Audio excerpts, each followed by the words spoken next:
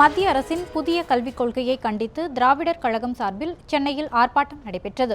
சென்னை வள்ளுவர் கோட்டத்தில் நடைபெற்ற ஆர்ப்பாட்டத்தில் திராவிடர் கழக தலைவர் கி. வீரமணி தலைமை வகித்தார். மத்திய அரசின் கல்விக் கொள்கையை எதிர்த்து ஆர்ப்பாட்டத்தில் முழக்கங்கள் எழுப்பப்பட்டன.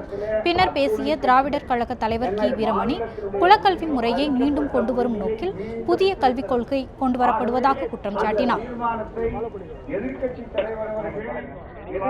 அதை தளபதி அவர்கள் சொன்னார்கள்.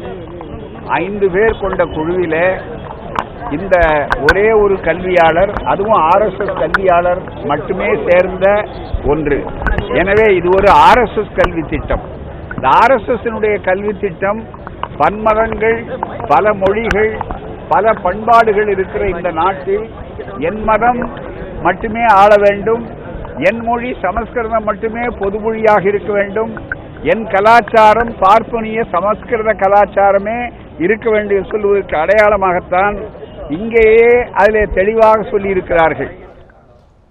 தொடர்ந்து பேசிய திமுக பொருளாளரும் தமிழக எதிர்க்கட்சி தலைவருமான மு.க. ஸ்டாலின், தமிழ் மொழியை பின்னுக்கு தள்ளி மத்திய அரசு சமஸ்கிருதத்தை புகுத்த முயற்சிப்பதாகவும், கல்வியை பொதுப்பட்டியலில் இருந்து மாநில பட்டியலில் கொண்டுவர வேண்டும் என்றும் கூறினார்.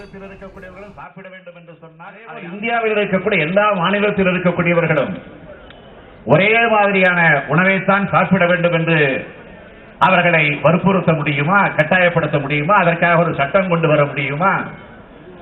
அரிசி சோறு தான் எல்லா மாநிலத்தில் இருக்கக்கூடியவர்களும் சாப்பிட வேண்டும் என்று சொன்னால் அதை யாராவது ஏற்றுக்கொள்வார்களா?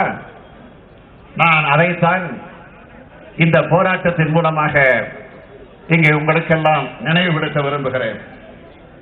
ஆகவே இந்தியா முழுமைக்கும் ஒரே மாதிரியான கல்விக் கொள்கையை நிச்சயமாக நிறைவேற்றிட முடியுமா என்று கேட்டால் முடியாது.